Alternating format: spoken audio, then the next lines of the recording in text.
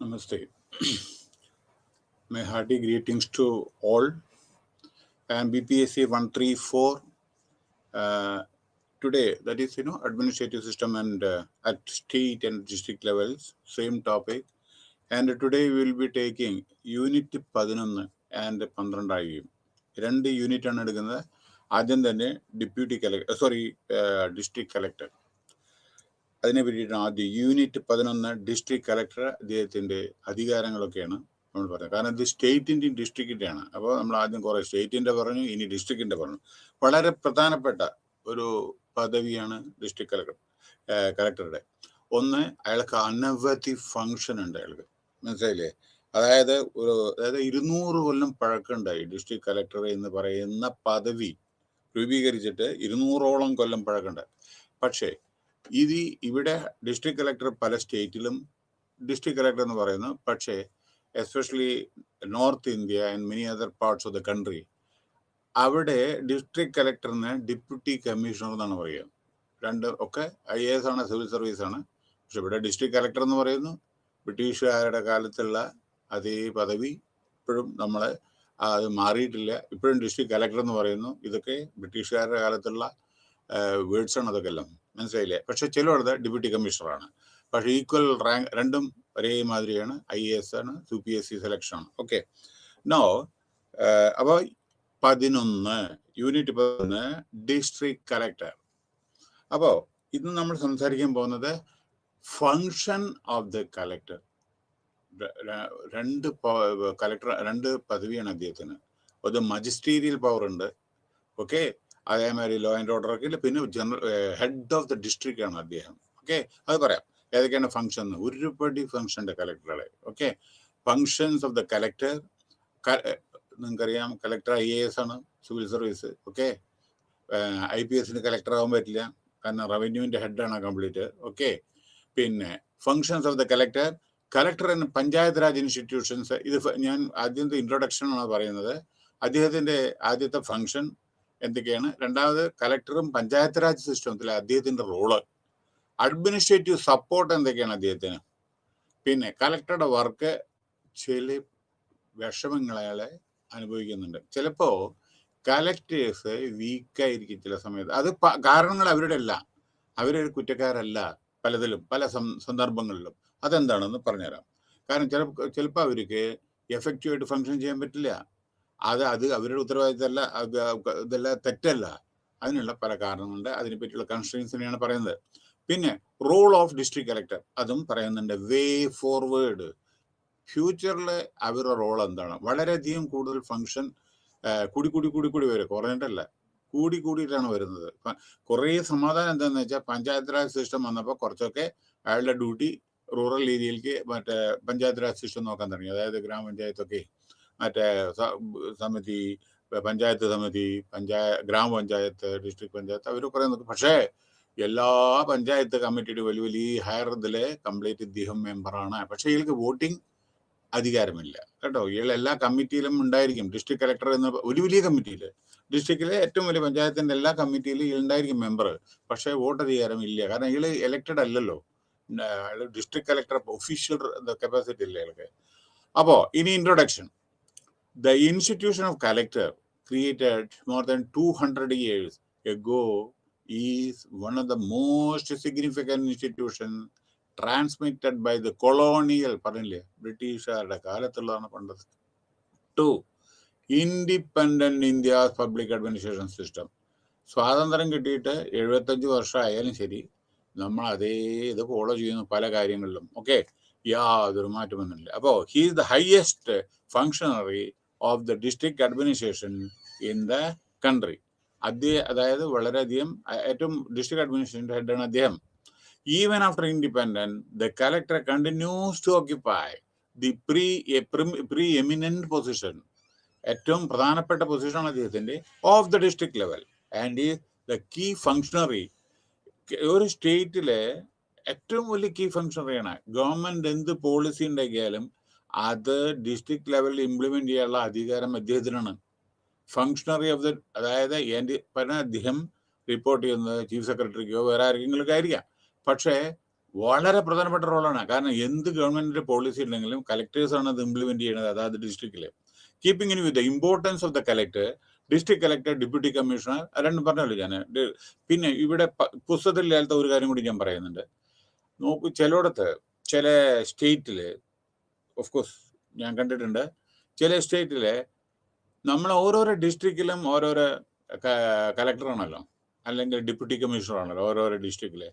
പക്ഷേ 4 or 5 അല്ലെങ്കിൽ 3 or 4 ഡിസ്ട്രിക്റ്റിന് ഉണ്ടാവും ഡിവിഷണൽ കമ്മീഷണർ പറഞ്ഞിട്ടൊരു റാങ്ക് ഉണ്ട് ചിലയിടത്ത്.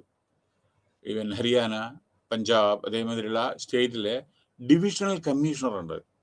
അതായത് 3 or 4 ഡിസ്ട്രിക്ട് കൂടിയിട്ട് ഇപ്പൊ നമ്മുടെ ഒരു ഡിസ്ട്രിക്ട് കളക്ടറാണല്ലോ, അങ്ങനെ 3 or 4 ഡിസ്ട്രിക്റ്റിന്റെ overall incharge collector is reporting to that man. He will be the senior most IAS officer.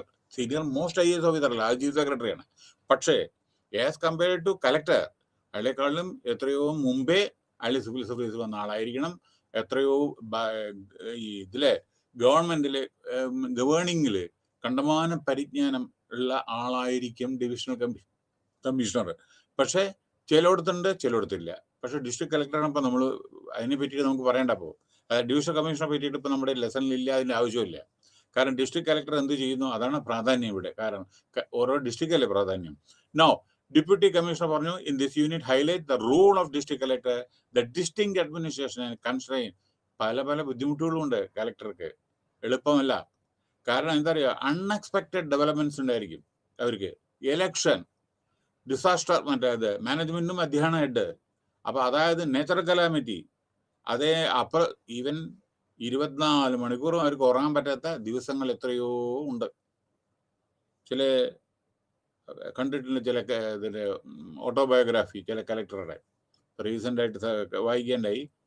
Even സ്വന്തം കുട്ടിയെ കാണാൻ, 1 വയസ്സ് 2 വയസ്സായ കുട്ടിയെ കാണാൻ പോലും അമ്മയ്ക്ക്, കളക്ടറായ അമ്മയ്ക്ക് കാണാൻ പറ്റുന്നില്ല ചില സമയത്തെ. ആ സമയത്ത് ചില സമയത്ത് ഫ്ലഡ് ആയിരിക്കും, ലാൻഡ് സ്ലൈഡ് ആയിരിക്കും, വേറെ എന്തെങ്കിലും നേച്ചറൽ കലാമിറ്റി ആയിരിക്കും. അപ്പൊ അവിടെയും പിടി ഓടണം. അതെ, ഒരേ ഡിസ്ട്രിക്ട് പലയിടത്തും ലാൻഡ് സ്ലൈഡും ഫ്ലഡ് ഉണ്ടാവും. അപ്പൊ ഒരു സ്ഥലത്ത് നിന്ന് മറ്റേ സ്ഥലത്തേക്ക് ഓടിക്കൊണ്ടേയിരിക്കണം, എല്ലായിടത്തും എത്തണം. മനസ്സിലായില്ലേ? അപ്പോൾ കളക്ടറാണല്ലോ ഏറ്റവും എല്ലായിടത്തും എത്തേണ്ട ആദ്യം. അപ്പൊ സ്വന്തം കുട്ടിയെ കാണാൻ പോലും കാണിക്കാത്ത. എന്നിട്ട് അതിലുണ്ട് ചിലയിടത്ത്, ഞാൻ എന്തുകൊണ്ട് പ്രാധാന്യം ഞാൻ പറയുന്നത്, ഈവൻ കേവലം വെറും 5 മിനിറ്റ് 10 മിനിറ്റ് ഒക്കെ സ്വന്തം കുട്ടിയെ കണ്ടിട്ട് ഓടി വരുന്ന സമയങ്ങളൊക്കെ ഉണ്ടായിട്ടുണ്ട്. ഇവിടെ എത്രയോ നേച്ചറൽ കലാമിറ്റി ടൈമിൽ. അങ്ങനെ പലയിടത്തും ഉണ്ട്, പല ഡിസ്ട്രിക്റ്റിലുണ്ട്, പല സ്റ്റേറ്റിലുണ്ട്. അൺഎക്സ്പെക്റ്റഡ് ഡെവലപ്മെന്റ് ഉണ്ടായിരിക്കും. അതേമാതിരി ഇലക്ഷന്റെ എത്ര പ്രാധാന്യമാണെന്ന് നിങ്ങൾക്കറിയാം. അതിലും കളക്ടർക്കാണ് റോള്. ഏറ്റവും ലോ ആൻഡ് ഓർഡർ മെയിൻറ്റെയിൻ ചെയ്യാൻ അദ്ദേഹമാണ്. ഷൂട്ട് അറ്റ് സൈറ്റ് ഓർഡർ കൊടുക്കാനും അദ്ദേഹമാണ്. നമ്മുടെ സൂപ്രണ്ടന്റ് ഓഫ് പോലീസ് പോലും റിപ്പോർട്ട് ചെയ്യുന്ന കളക്ടർക്കാണ്. അപ്പൊ ഇതൊക്കെയാണ് അതിന്റെ പ്രാധാന്യം. പിന്നെ ഗവൺമെന്റ് സർവീസില് നിങ്ങൾക്ക് ജോലി വേണമെന്നുണ്ടെങ്കിൽ നമ്മുടെ വെരിഫിക്കേഷൻ ഓഫ് ആന്റിസിഡൻസ് ഉണ്ട്. നിങ്ങൾ സ്റ്റേറ്റ് ഗവൺമെന്റിലോ സെൻട്രൽ ഗവൺമെന്റിലോ പിന്നെ ജോലി കിട്ടണമെന്നുണ്ടെങ്കിൽ ചില സമയത്ത് നിങ്ങളുടെ പാസ്റ്റ് ഇതൊക്കെ വെരിഫൈ ചെയ്യും. നിങ്ങളെ പെർമനന്റ് ആക്കുന്നതിന് മുമ്പേ വെരിഫിക്കേഷൻ ഓഫ് ആന്റിസിഡൻ അറ്റസ്റ്റേഷൻ ഫോം ഉണ്ട് ചിലത്. അപ്പൊ അത് നിങ്ങൾ എവിടെയാണോ നമ്മളെന്താ ചെയ്യാന്ന് വെച്ചാൽ, നമ്മൾ ഏതെങ്കിലും ഒരു സ്വയം ഒരു ഡിപ്പാർട്ട്മെന്റിൽ വർക്ക് ചെയ്യാന്ന് വെച്ചാൽ അവരെന്താ ചെയ്യാന്ന് വെച്ചാൽ ആ ഫോറം, ഒരാൾ പുതിയ ആൾ ജോയിൻ ചെയ്തിട്ടുണ്ടെങ്കിൽ, ഞാൻ കളക്ടറുടെ പ്രാധാന്യമാണ് പറയുന്നത്. അയാൾ എന്താ ചെയ്യുക, ആ സ്ഥാപനം, സപ്പോസ് ഇന്ദിരാഗാന്ധി ഓപ്പൺ യൂണിവേഴ്സിറ്റി, എനിക്കറിയില്ല ഇവിടുത്തെ എന്താ സിസ്റ്റം എനിക്കറിയില്ല. Take the example of central government ഏതെങ്കിലും ഒരു ഡിപ്പാർട്ട്മെന്റ് പോട്ടെ, ഇന്ദിരാഗാന്ധി ഓപ്പൺ യൂണിവേഴ്സിറ്റി ഞാൻ എടുക്കുന്നില്ല. കാരണം എന്താ വെച്ചാൽ അത് വേറൊരു വിധത്തിലുള്ളതാണ്, പ്യുവർ അഡ്മിനിസ്ട്രേഷന്റെ വേറൊരു ഇതിൽ ഞാൻ പറയാം. അവരെന്താ ചെയ്യാന്ന് വെച്ചാൽ ഈ ആളെ സെലക്ട് ചെയ്ത ആളെവിടെയാണ്, ഏത് ഡിസ്ട്രിക്റ്റാണ്, അവിടെ ആ കളക്ടർ കഴിയും. മനസ്സിലായില്ലേ? District magistrate so and so, okay, Chennai or Madurai or Hyderabad, okay, അങ്ങനെ ആയിരിക്കും. എന്തിന്? അവര് district collector will forward to SP, superintendent of police. Superintendent of police ആ ഫോറം നേരെ DSPക്ക് മറിയും. ആ DSP നേരെ സർക്കിൾ ഇൻസ്പെക്ടറെ അയക്കും.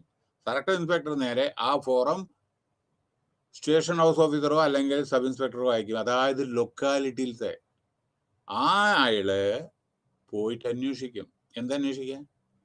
ഈ ആരൊക്കെയാണ് ജോലി കൊടുക്കാൻ പോണ ആള് പണ്ട് എന്തെങ്കിലും ക്രൈം കമ്മിറ്റ് ചെയ്തിട്ടുണ്ടോ, പോലീസ് സ്റ്റേഷനിൽ കേസുണ്ടോ, പോലീസ് സ്റ്റേഷനിൽ ഇരുന്നിട്ട് അയാളെ ഏതെങ്കിലും എന്താ പറയുക വിധത്തിൽ കേസ് എന്തെങ്കിലും പെൻഡിങ് അതൊന്ന് അറസ്റ്റ് ചെയ്തിട്ടുണ്ടോ. 2, പൊളിറ്റിക്കൽ പാർട്ടീസ് ചില കാര്യങ്ങളിലൊക്കെ ഉണ്ടല്ലോ. പണ്ടൊക്കെ ഞാനിത് പറയുന്നില്ല ഇവിടെ, കാരണം ഓപ്പൺ ആയിട്ട് പറയുന്നുണ്ട്. പണ്ട് പ്രൊഹിബിറ്റഡ് ആയിരുന്നു ചില പാർട്ടി. ഇപ്പൊ ഞാൻ ഗവൺമെന്റ് സർവീസിലുള്ള സമയത്ത് clear cut instruction, certain parties were banned. അതിൽ ഫോം ചെയ്ത ആളെ ഈവൻ പട്ടാളത്തിൽ ട്രെയിനിങ് കഴിഞ്ഞിട്ട് even my own cousin brother his service was terminated. അതാണ് പറയുന്നത് ഗവൺമെന്റിന്റെ. എന്താ കാരണം എന്ന് വെച്ചാൽ ഏതോ ഒരു കാലത്ത് ഏതോ ഒരു പോളിംഗ് ബൂത്തിൽ അയാളെ എപ്പോഴോ കൊച്ചു കുട്ടിയായിരിക്കുമ്പോഴോ സ്കൂളിൽ പഠിക്കുന്ന സമയത്ത് എന്തോ ഒരു പോളിംഗ് ബൂത്തിൽ ഇരുന്നാണ് പറ, അതെന്തോ ആരോ റിപ്പോർട്ട് ചെയ്തു. അപ്പൊ മിലിറ്ററിയിലെ ജബൽപൂരിലെ ട്രെയിനിങ് കഴിഞ്ഞിട്ട് കമ്മീഷൻ ചെയ്യുന്ന ടൈമില് ഈ റിപ്പോർട്ട് അവിടെ പോയി അയാളെ ടെർമിനേറ്റ് ചെയ്തു മിലിറ്ററി. അപ്പൊ ചിലതൊക്കെ ഉണ്ട്. ഇതൊക്കെ നമ്മൾ എന്തുകൊണ്ടാണ് എല്ലാവരുടെ കാര്യം അല്ല ഞാൻ പറഞ്ഞത്. വളരെ ഗവൺമെന്റ് സർവീസിൽ വളരെ സ്ട്രിക്റ്റ് ആണ് ഇതൊക്കെ. കാരണം അത്ര എളുപ്പത്തിൽ പെർമനന്റ് ആവില്ല, മനസ്സിലായില്ലേ? കാരണം എല്ലാം വെരിഫൈ ചെയ്തതിന് ശേഷം. പിന്നെ ഇത് കഴിഞ്ഞിട്ട് ഈ സബ് ഇൻസ്പെക്ടർ പണ്ടൊക്കെ എങ്ങനെയുണ്ടായിരുന്ന അറിയോ, ഈ വില്ലേജ് ഒക്കെ വളരെ ദൂരെ ആയതുകൊണ്ട് പിന്നെ ചിലപ്പോ ഈ സബ് ഇൻസ്പെക്ടർ വീട്ടിൽ പോയില്ല. ചിലപ്പോൾ അവിടെ പോലീസ് സ്റ്റേഷനിൽ തന്നെ അന്വേഷിക്കാം, ഇന്ന സ്ഥലത്ത് ഇന്ന വില്ലേജിൽ ഇന്ന ആളെ എങ്ങനെയുണ്ട് എന്നൊക്കെ ചോദിക്കും. പക്ഷെ ഇപ്പൊ അങ്ങനെയല്ല, അവര് വന്ന് അന്വേഷിക്കണം. അന്വേഷിച്ചിട്ട് അതിനെന്തോ ഇപ്പൊ ചില സ്റ്റേറ്റിൽ ഫീസ് ഉണ്ട്, 100 rupees എന്തുകൊണ്ടോ സംതിങ് എന്ന്. ചില സ്റ്റേറ്റിലുണ്ട്, ചില സ്റ്റേറ്റിൽ ഇല്ല. ഇപ്പൊ എന്താണ് ലേറ്റസ്റ്റ് എനിക്കറിയില്ല. അത് ഫീസ് റെമിറ്റ് ചെയ്യണം ആദ്യം, എന്നാലാണ് ഇതൊക്കെ ചെയ്യാൻ പറ്റും. കാരണം എന്താ വെച്ചാൽ അവർക്ക് ലോട്ട് ഓഫ് പ്രോസസ് ഇല്ലേ. ഈ പോലീസ് മോട്ടോർ സൈക്കിളിലൊക്കെ വന്നിട്ട് അന്വേഷിക്കണ്ടേ, എത്രയും ദൂരം വന്നിട്ട് അന്വേഷിക്കണ്ടേ. പക്ഷെ അത് ചിലയിടത്ത് ഫ്രീ ആണ് കേട്ടോ. അപ്പൊ ഞാൻ ഇപ്പോഴത്തെ എനിക്കറിയില്ല സാഹചര്യം, പണ്ടത്തെ ഞാൻ കാര്യമാണ് പറയുന്നത്. Handling recruitment in central government. So ഇത് കഴിഞ്ഞിട്ട് എന്ത് ചെയ്യോ, ഈ സബ് ഇൻസ്പെക്ടർ വന്നിട്ട് വെരിഫൈ ചെയ്തതിന്റെ ശേഷം അയാള് ഒന്നുമില്ല ഇദ്ദേഹത്തിന്റെ പേരിൽ, സപ്പോസ് ഈ ആൺകുട്ടിയുടെ പേരിലോ പെൺകുട്ടിയുടെ പേരിലോ ആരാണ് ജോലി കൊടുക്കാൻ പോണ ഗവൺമെന്റ്, അതിൽ ഒരു റബ്ബർ സ്റ്റാമ്പ് ഉണ്ട്, നത്തിങ് അഡ്വേഴ്സ്. അതായത് ഇവരുടെ പേരിൽ ഒരു കേസും ഈ പോലീസ് സ്റ്റേഷനിലോ എവിടെയും നിലവിലില്ല എന്ന് പറഞ്ഞിട്ട് അടയ്ക്കും. എന്നിട്ട് ഓർക്കണം, ഇതേ പ്രോട്ടോകോൾ മെയിൻറ്റെയിൻ ചെയ്യണം. അയാളെ DSPക്ക് അയക്കും, DSP SP അയക്കും, SP കളക്ടർക്ക് അയക്കും. അങ്ങനെയാണ് നമ്മുടെ സർവീസിൽ പോണ പോക്ക്. അപ്പോൾ ഡിസ്ട്രിക്ട് അഡ്മിനിസ്ട്രേഷൻ വളരെ ബുദ്ധിമുട്ടുണ്ട് പല കാര്യങ്ങളിലൊക്കെ. കാരണം ഫണ്ട്സിന്റെ പ്രഷറുണ്ട്, ജനറൽ പബ്ലിക് ആയിട്ടുള്ള ഇതുണ്ട്, അങ്ങനെ പെർഫോമൻസും ഫങ്ഷൻസും ഒക്കെ ചില പ്രശ്നമുണ്ട്. പിന്നെ പൊളിറ്റിക്കൽ പ്രഷറുണ്ട്, ഫ്രീക്വന്റ് ട്രാൻസ്ഫർ ഉണ്ട് ഇവരുടെ. അപ്പൊ അവർക്കൊന്നും ഇംപ്ലിമെന്റ് ചെയ്യാൻ പറ്റാത്ത ചില കാര്യങ്ങളൊക്കെ ഉണ്ട്. Okay, no functions of the collector. അദ്ദേഹമാണ് ഒരു ഡിസ്ട്രിക്റ്റിലെ എല്ലാ റവന്യൂ കളക്ട് ചെയ്യേണ്ട ആള്. തഹസിൽദാരും വില്ലേജ് ഓഫീസർമാരും ഒക്കെ ഇദ്ദേഹത്തിന് RDO ഇതൊക്കെ ഇയാളുടെ കീഴിലാണ് ജോലി ചെയ്യുന്നത്. Tax collection, money due to the government, state government, ഇതിന്റെ ഉത്തരവാദിത്തം കലക്ടർക്കാണ്, മനസ്സിലായില്ലേ? അപ്പൊ ഫൈനാൻഷ്യൽ ഇയർ എല്ലാ ഗവൺമെന്റിന് ഡ്യൂ ആയ എന്ത് ടാക്സ് ആയി, മോട്ടോർ വെഹിക്കിൾ ടാക്സ് ആയിക്കോട്ടെ, അല്ലെങ്കിൽ ഹൗസിന്റെ ടാക്സ് ആയിക്കോട്ടെ, അഗ്രികൾച്ചർ ടാക്സ് ആയിക്കോട്ടെ, വെൽത്ത് ടാക്സ് ആയിക്കോട്ടെ, ഗിഫ്റ്റ് ടാക്സ് ആയിക്കോട്ടെ, എന്ത് ടാക്സ് ആയിക്കോട്ടെ, ഇതെല്ലാം കളക്ട് ചെയ്യേണ്ട ഉത്തരവാദിത്വം കലക്ടർക്കാണ്. എന്ന് വെച്ചാൽ കലക്ടർ പെടുത്തി ഇതെല്ലാം ചെയ്യുന്നില്ല അതിനർത്ഥം. അയാളുടെ കീഴിലെ എത്രയോ ഗവൺമെന്റ് ഉദ്യോഗസ്ഥന്മാരുണ്ട്. അതാണ് പറഞ്ഞത്, ഡെപ്യൂട്ടി കളക്ടർ ഉണ്ട്, അതായത് ജോയിന്റ് കളക്ടർ ഉണ്ട്, ഡെപ്യൂട്ടി കളക്ടർ ഉണ്ട്, അസിസ്റ്റന്റ് കളക്ടർ ഉണ്ട്, RDO ഉണ്ട്, തഹസിൽദാരുണ്ട്. ഒരേ ഡിസ്ട്രിക്റ്റിൽ അനവധി തഹസിൽദാരുണ്ട് ഒരേ ഡിസ്ട്രിക്റ്റില്. അപ്പൊ അവരുടെ ഡ്യൂട്ടിയാണ് ഈ റവന്യൂ കളക്ഷൻ. അപ്പോ പിന്നെ ഇദ്ദേഹത്തിന്റെ പ്രാധാന്യം വേറെ ഒന്ന് എന്താ വെച്ചാൽ ഡിസാസ്റ്റർ മാനേജ്മെന്റ് കമ്മിറ്റിയുടെ ചെയർമാനാണ്. അതായത് ഒരു ഡിസ്ട്രിക്റ്റില് എന്തെങ്കിലും നാച്ചുറൽ കലാമിറ്റിയോ അതേമാതിരി എന്തെങ്കിലും ഉണ്ടായിട്ടുണ്ടെങ്കിൽ, എന്തെങ്കിലും അപകടങ്ങളോ എന്തെങ്കിലും സംഭവിക്കുകയോ, അല്ലെങ്കിൽ ഓയിൽ ലീക്ക് ആവുക, ഒരു ഗ്യാസ് ഇതിന്റെ കംപ്ലീറ്റ് ഒരു ട്രക്കിൽ നിന്ന് കംപ്ലീറ്റ് ആ ഓയിൽ ലീക്ക് ആവുക, തീ പിടിക്കുക, അതേമാതിരി പാലം ഒലിച്ചു പോവുക, ഇതേമാതിരി പല ഇതുണ്ടല്ലോ. ആ സമയത്തെല്ലാം ജനങ്ങളെ സേവിക്കേണ്ട കടമ അതിന്റെ ഒരു കമ്മിറ്റിയുടെ ഡിസാസ്റ്റർ എല്ലാ ഡിസ്ട്രിക്റ്റിലും ഉണ്ട് ഈ ഡിസാസ്റ്റർ കമ്മിറ്റി. ഇപ്പൊ നിങ്ങൾക്കറിയാം ഉത്തരാഖണ്ഡില് എന്താണ് ചില മഴ വരുത്തി കൂട്ടുന്ന ഓരോ പ്രശ്നങ്ങൾ, ആസാമില് അതേമാതിരി. അപ്പൊ അവിടെയൊക്കെ ഡിസാസ്റ്റർ മാനേജ്മെന്റ് ഉണ്ട്. പിന്നെ വേറൊരു കാര്യം, സെൻട്രൽ ഗവൺമെന്റിലും ഉണ്ട് ഡിസാസ്റ്റർ, പ്രൈം മിനിസ്റ്റർക്ക് ഡിസാസ്റ്റർ മാനേജ്മെന്റ് ഫണ്ട് ഉണ്ട്, മനസ്സിലായില്ലേ? അതിന്നാണ് ഓരോ സ്റ്റേറ്റിനും വിതരണം ചെയ്യുന്നത്. ഓരോരോ നാച്ചുറൽ കലാമിറ്റി ഒക്കെ ഉണ്ടാവുമല്ലോ, ഭൂകമ്പം, എർത്ത് കേക്ക്, എന്താ ചെയ്യുക ഒരു സ്റ്റേറ്റിന്റെ കയ്യിൽ എവിടെ എത്ര പൈസ? അപ്പോ central government prime minister disaster ഇതിന്റെ ഫണ്ടിൽ നിന്ന് പൈസ കൊടുക്കും ഓരോ സ്റ്റേറ്റിലേക്ക്. ആ സ്റ്റേറ്റ് അതേമാതിരി മറ്റുള്ള ആളുകൾക്ക് ഓരോ ഏരിയയിൽ എത്തണം. ഇപ്പൊ ഞാൻ പറയട്ടെ, Covid, take the example of Covid അതും ഒരു ഡിസാസ്റ്റർ അല്ലേ ശരിക്കും? എന്താന്ന് വെച്ചാൽ അൺഎക്സ്പെക്ടഡ് ആയിട്ടുള്ള ഒരു ഡിസീസാണ് വന്നത്. അപ്പൊ ഇത് കൈകാര്യം ചെയ്യാൻ സ്റ്റേറ്റ് ഗവൺമെന്റിൽ കാശില്ല. അപ്പോ അതും പ്രൈം മിനിസ്റ്ററുടെ ഇതേ ഫണ്ടിൽ നിന്നാണ് വന്നത്. പല എല്ലാ സ്റ്റേറ്റിനും യൂണിയൻ ടെറിട്ടറി, കാരണം all India country all world it was affected അല്ലേ? അപ്പൊ ആ കൺട്രി ആകുമ്പോൾ നമ്മുടെ പ്രൈം മിനിസ്റ്ററുടെ ഇതെന്നാണ് ഫണ്ട് നിന്നാണ് ഇതൊക്കെ വരുന്നത്. പിന്നെ district collector also function as A district magistrate, അതായത് ലോ ആൻഡ് ഓർഡർ, അതായത് നമ്മുടെ സൂപ്രണ്ട് ഓഫ് പോലീസ് പോലും അദ്ദേഹത്തിനാണ് ലോ ആൻഡ് ഓർഡർ ഇതിനു വേണ്ടിയിട്ട് ഓർഡർ സ്വീകരിക്കുന്നത് കലക്ടറിൽ നിന്നാണ്. ഇപ്പോ ഒരു ആന ഓടി ചില വയലന്റ് ആയിട്ടാണ് വിചാരിക്കുക, നിവൃത്തിയില്ല, മയക്കുമരുന്ന് കൊടുത്താലും ശരി അത് വയലന്റ് ആയിട്ട് വരികയാണ്, കടകൾ ചവിട്ടിയതാണ്, ആളുകളെ കൊല്ലുകയാണ്, അങ്ങനെയൊക്കെ വിചാരിക്കുക. ഫൈനലായിട്ട് ഒരു നിവൃത്തിയില്ലെങ്കിൽ ഷൂട്ട് ചെയ്യാൻ പറയാനുള്ള അധികാരം ഈ കലക്ടർക്കാണ് ഉള്ളൂ.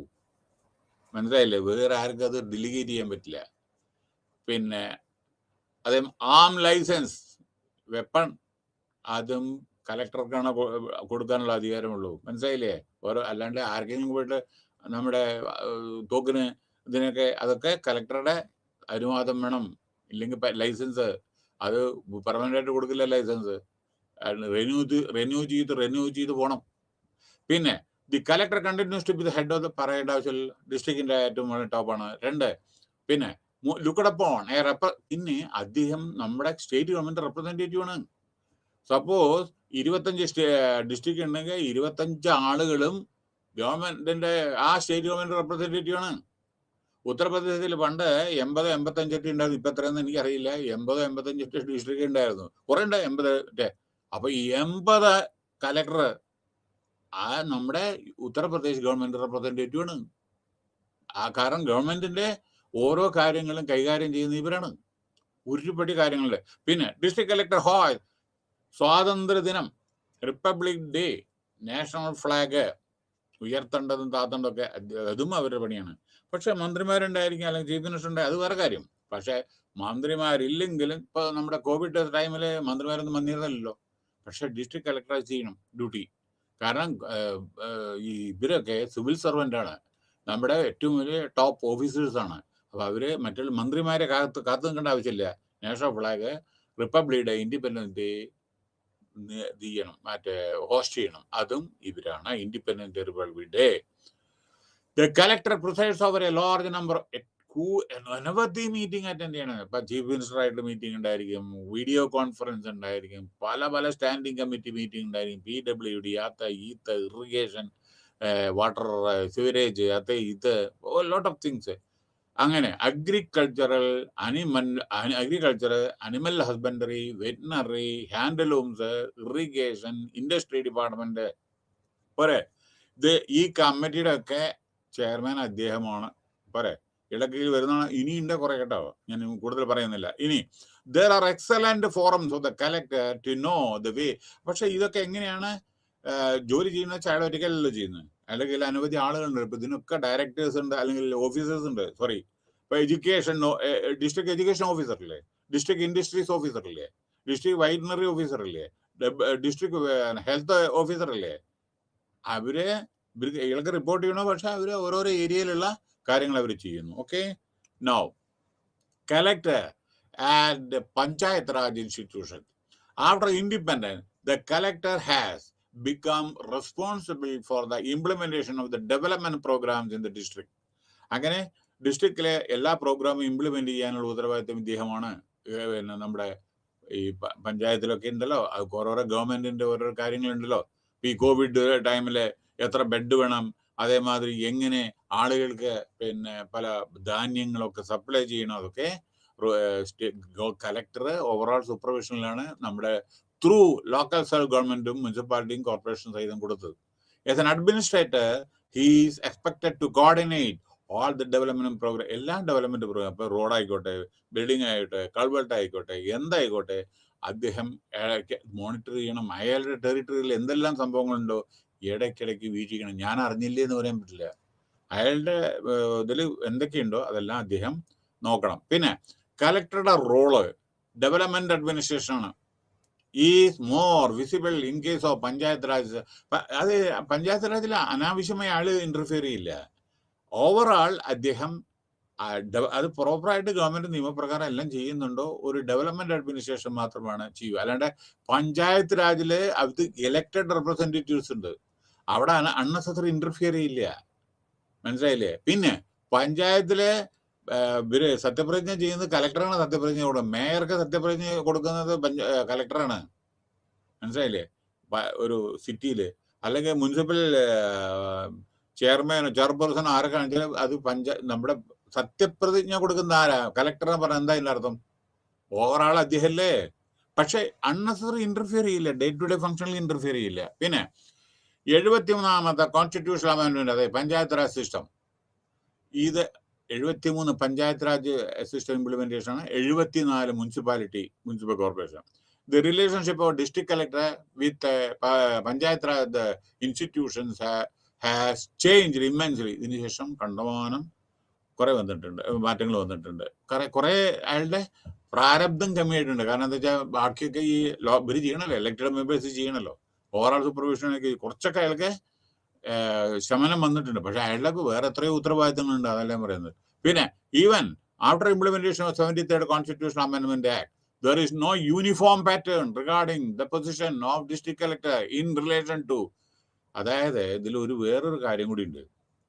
ഓരോ സ്റ്റേറ്റിലും അവരുടേതായ ചില റൂളുണ്ട്. ഒന്ന് ലോക്കൽ സെൽഫ് ഗവൺമെന്റ്. ആ ലോക്കൽ സെൽഫ് ഗവൺമെന്റ് ആരുടെ? സ്റ്റേറ്റിന്റെ കീഴിലാണ്. അപ്പൊ സ്റ്റേറ്റ് ഗവൺമെന്റ് അതിന് ഓരോന്നിനും ഓരോരോ അവര് അസംബ്ലിയിൽ പല പാസ് ചെയ്യുന്നു. ഇപ്പൊ ചെറിയ ഒരു ഉദാഹരണം പറയട്ടെ, ചെറിയ ഉദാഹരണം, അപ്പൊ നിങ്ങൾക്ക് മനസ്സിലാവും എന്താന്ന്. സാധാരണ നമ്മുടെ കോളേജസ് അല്ലെങ്കിൽ യൂണിവേഴ്സിറ്റി ചാൻസലർ ആരാ? Governor of the state. നമ്മുടെ യൂണിവേഴ്സിറ്റിയുടെ ചാൻസലർ സാധാരണ ഗവർണർ ഓഫ് ദ സ്റ്റേറ്റ് ആണ്. ഏത്? State government institution. State government യൂണിവേഴ്സിറ്റിയുടെ മിക്കവാറും സംസ്ഥാനങ്ങളില് അതിന്റെ ചാൻസലർ ഗവർണറാണ്. അതേമാതിരി ഗവർണറാണ് ഇവരൊക്കെ നിയമിക്കുക, വൈസ് ചാൻസലറൊക്കെ നിയമിക്കുക ഓരോരോ യൂണിവേഴ്സിറ്റിയിൽ. മനസ്സിലായില്ലേ? പക്ഷേ ഇപ്പൊ റീസെന്റ് തമിഴ്നാട് ഗവൺമെന്റ് അപ്പോയിന്റ്മെന്റ് ഒക്കെ government will take a decision and afterwards it will be forwarded to the governor. മനസ്സിലായോ? അപ്പൊ ഗവൺമെന്റിനാണ് അവിടെ അധികാരം. അതായത് അവര് ഡിസിഷൻ എടുക്കുക, ആരെ അപ്പോയിന്റ് ചെയ്യില്ല, അത് അവർ റെക്കമെൻഡ് ചെയ്യും. മനസ്സിലായില്ലേ? ഗവർണർക്ക്. അപ്പൊ അങ്ങനെ സ്റ്റേറ്റ് ടു സ്റ്റേറ്റ് ചില മാറ്റങ്ങൾ ഇതിൽ വരും. വിത്തിൻ ദ സ്ട്രക്ചർ ഓഫ് ഇതില് ചില മാറ്റങ്ങൾ വരും. അത് കാരണം അവരുടെ അവിടുത്തെ സാഹചര്യങ്ങളൊക്കെ നോക്കിയിട്ടാണ് പല കാര്യങ്ങൾ ചെയ്യുന്നത്. ഓരോ എല്ലാ സ്റ്റേറ്റിലും ഒരേ വിധ സാഹചര്യം അല്ലല്ലോ. അപ്പൊ കലക്ടർ നോ. അടുത്തത് administrative support.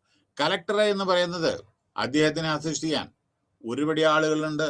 Deputy കലക്ടർമാരുണ്ട്, district agriculture officer ഉണ്ട്, ഡിസ്ട്രിക്ട് എഡ്യൂക്കേഷൻ ഓഫീസർ ഉണ്ട്, പറഞ്ഞു, ഡിസ്ട്രിക്ട് കോപ്പറേറ്റീവ് ഓഫീസർ ഉണ്ട്. ഒരേ സ്റ്റേറ്റിലെ അതായത് ഇപ്പൊ ഉദാഹരണം, take the example in Kerala, Kannur is having the maximum cooperative societies actually ഒരു ഡിസ്ട്രിക്ട്. അപ്പൊ ഈ ഓരോ ഡിസ്ട്രിക്ട്, അപ്പൊ അതിൽ ഡിസ്ട്രിക്ട് കോപ്പറേറ്റീവ് ഓഫീസർ ഉണ്ട്. ഇതെല്ലാം ഓവറോൾ സൂപ്പർവിഷൻ അയാള് കലക്ടർക്ക് റിപ്പോർട്ട് ചെയ്യും. അപ്പൊ എഡ്യൂക്കേഷൻ ഓഫീസർ, വിദ്യാഭ്യാസ സ്ഥാപനങ്ങളുടെ എല്ലാം ഡിസ്ട്രിക്റ്റിന്റെ ഒരാളുണ്ട്, DEO. അയാളും കലക്ടർക്കാണ് റിപ്പോർട്ട് ചെയ്യുന്നത്.